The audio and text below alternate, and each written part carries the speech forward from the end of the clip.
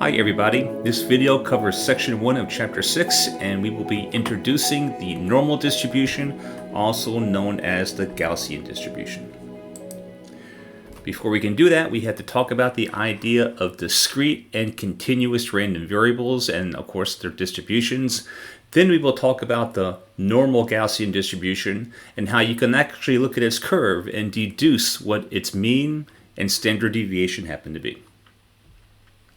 In chapter 5, we talked about the binomial distribution, and that was a discrete distribution because the random variable associated with it only took on integer values. It had a non-zero probability for a finite number of integer values, and everywhere else the probability was equal to 0. Matter of fact, we could actually simply say that the probability of x being equal to a particular number, let's just go ahead and say 1, is going to be some particular value. We'll just call it p, which is greater than 1. A continuous distribution, on the other hand, will take on all values in an interval. One example would be the random variable x, which can take on any value between 0 and some integer n, or we can have random variables, a random variable x that takes on any value between negative infinity and infinity. And one primary difference is this. For discrete distributions, the probability of x being equal to one of these integers,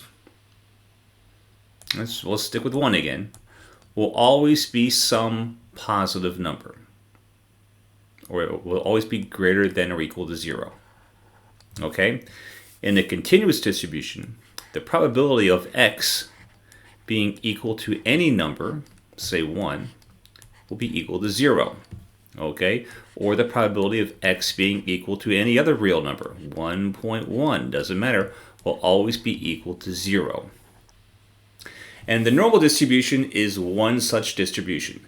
The normal distribution has what we call a probability density that is governed by this equation.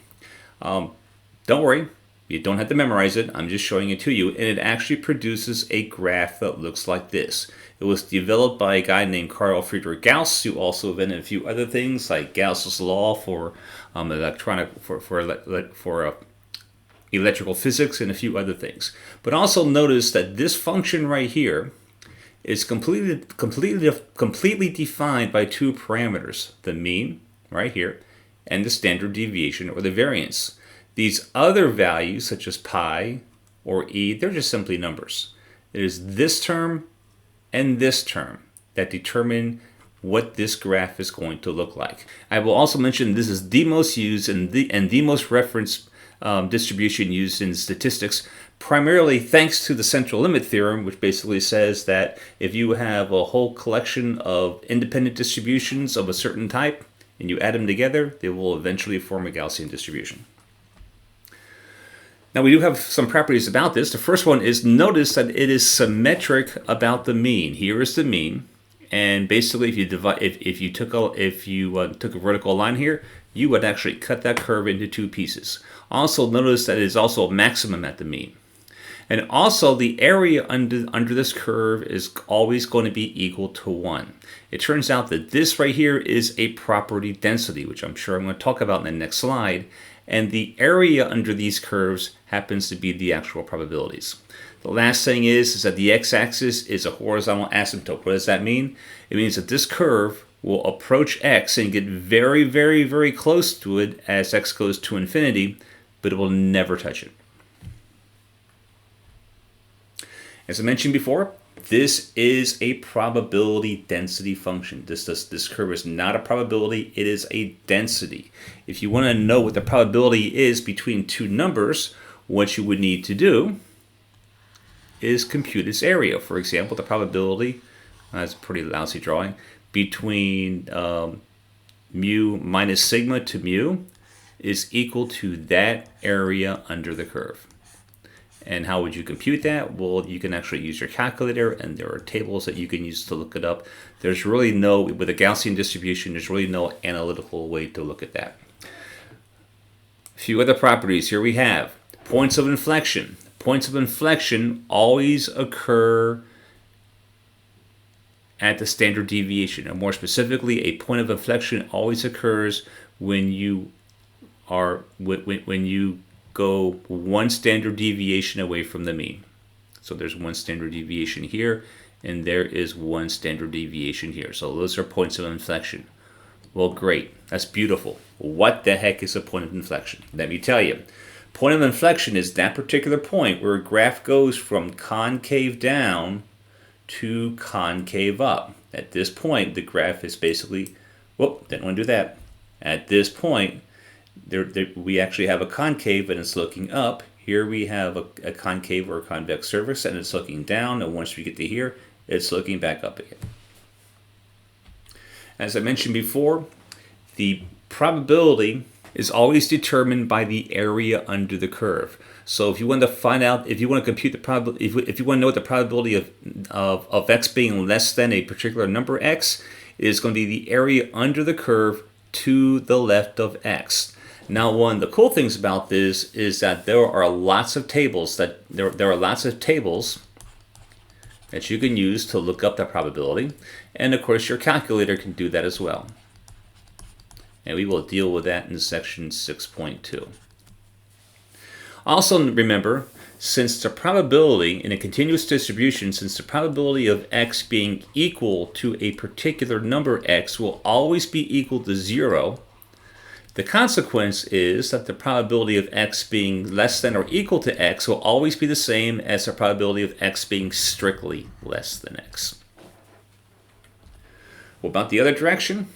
Well, in the other direction, the probability of x being greater than a particular outcome x, that will always be the area under the curve to the right of that particular value.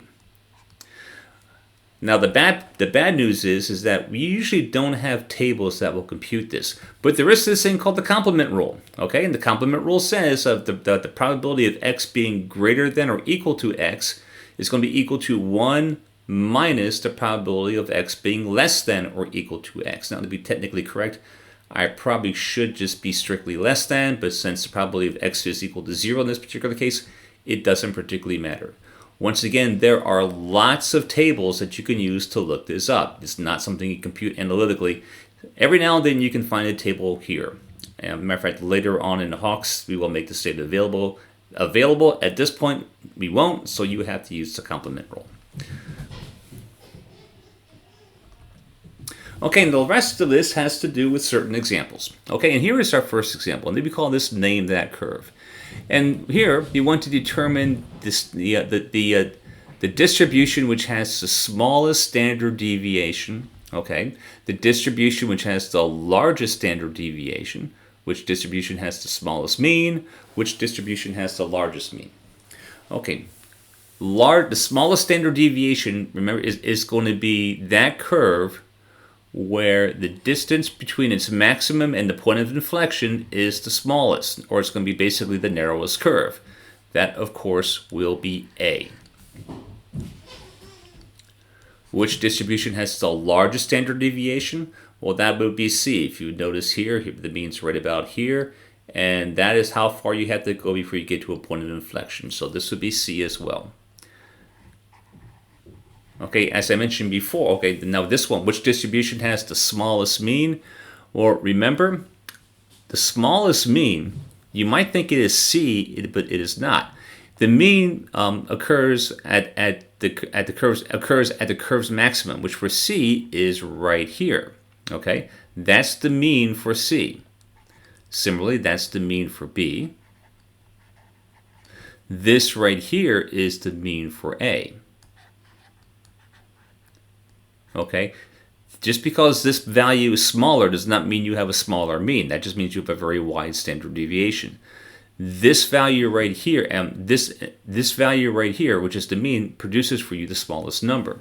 So the distribution that has the smallest mean is A. The distribution that has the largest mean happens to be C. Now, in your homework, you'll have to deal with certain problems like this. For example, given that x is 10.5, and given that your mean is 22.8 and your standard deviation is 3.8, where on the curve would you find x? Well, here's your mean. This is 22.8. Obviously, you're not going to find 10.5 up here. That'd be kind of silly. Instead, you're going to find 10.5 by taking this dot and moving it down to wherever about 10.5 is, which is right about here. And this is actually going to be one of your homework problems, and I will show you exactly how to do this in the homework section, or the homework video for this associated section. So that's pretty much all that's pretty much all there is to it. Essentially, you're going to grab that button or grab that dot and move it until the value here says 10.5, and you're good to go. And then the last thing you're probably going to have to do for this particular video is compute z-scores. As I mentioned before in chapter 3, you're going to be spending a lot of time computing z-scores, and this is where it begins. So here, we want to compute the standard score, also known as z-score, of the given value x, where x is 48.2, the mean is 45.6, and the standard deviation is 46.7. Well, remember, here's our computation for the z-score. So go ahead and do the math. 48.2 minus 45.6. Well, that divided by 46.7 gives you 0.055, which rounds to 0.06. We'll mostly always be rounding to 2 decimal places. Now, what is so significant about the standard score? Well, it turns out the standard score gives you the equivalent value of a normal distribution where mu is 0 and sigma is equal to 1. And we actually call this the standard normal. And when I say equivalent, what do I particularly mean? Well, what I mean is that they're equivalent in the sense that the probability of x being less than or equal to 48.2 in a normal distribution with mu 45.6 and sigma 48.7, 46.7, my bad, 46.7. Whoop. That is going to be equal to the probability that z, we usually use z for, we're using the standard normal, is less than or equal to 0.06 for the case where you have a normal distribution with a mean of 0 and a variance of 1, or a standard deviation of 1. That's pretty much what we're talking about here. Okay, and from that point of view, they are equivalent. The area under this graph is equal to the area under this graph.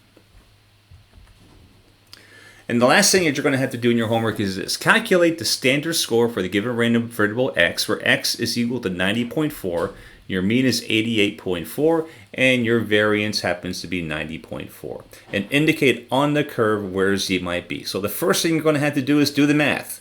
X minus mu, do that first, get a number, divide it by sigma, and that will give you 0.022, and then that will round to 0.02. Then what you're going to have to do is, in Hawks, just grab that button right there. I can't do it, but I'll show it to you exactly in my next video, and move it to that particular point, which shows 0.02. Once you've done that, you are done. And that is all that I have for this particular video. Please stay tuned for my follow-on video where I will do your homework for you. Yes, you're welcome. If you have any questions, please feel free to contact me. This is Bob Boyle, signing off.